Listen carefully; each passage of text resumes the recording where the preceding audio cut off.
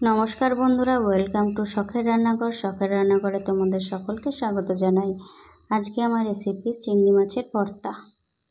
চিংড়ি মাছের ভর্তা বানানোর জন্য আমি এখানে 300 গ্রাম চিংড়ি মাছ নিয়ে নিয়েছি। এরপর আমি চিংড়ি মাছগুলো ভালো করে পরিষ্কার করে নেব।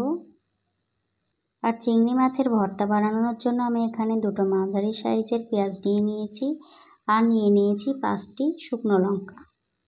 চিংড়ি মাছটা আমি ভালো করে পরিষ্কার করে নিয়েছি। এরপর আমি চিংড়ি মাছে দিয়ে দেব স্বাদ মতো নুন আর সামান্য হলুদ গুঁড়ো। এরপর আমি ওভেনে একটা ফ্রাই প্যান নিয়ে নেব আর তাতে দিয়ে দেব সরষের তেল। আর সরষের তেলটা গরম হয়ে আসলে আমি শুকনো লঙ্কাগুলো হালকা ভেজে নেব। শুকনো লঙ্কাগুলি আমি ভেজে নিয়েছি, এরপর আমি তুলে নেব। এরপর আমি দিয়ে দেব চিংড়ি মাছগুলো আমি ভালো করে ভেজে নেব। চিংড়ি মাছের ভর্তা কিন্তু খুবই সুস্বাদু একটা রেসিপি।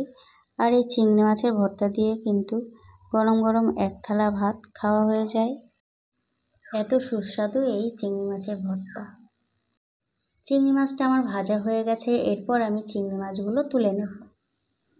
ভেজে রাখা চিংড়ি মাছ, শুকনো লঙ্কা আর 2টো কাঁচা পেঁয়াজ কুচি এবার আমি একটা মিক্সির জারে নিয়ে নেব। তারপর আমি এটা বেটে নেব। হয়ে গেছে আমার চিংড়ি মাছের ভর্তা। তোমাদের যদি ভিডিওটা ভালো লেগে থাকে তাহলে একটা লাইক করে দেবে আর তোমার প্রিয়জনকে শেয়ার করে দেবে। আর তুমি যদি আমার চ্যানেলটাকে এখনও সাবস্ক্রাইব না করে থাকো তাহলে অবশ্যই চ্যানেলটাকে সাবস্ক্রাইব করে পাশে থাকা বেল আইকনটিতে ক্লিক করে রাখবে। এতে আমি যখনই ভিডিও ছাড়বো সবার আগে পৌঁছে যাবে তোমার কাছে। তাহলে আজকের মতন এই পর্যন্ত।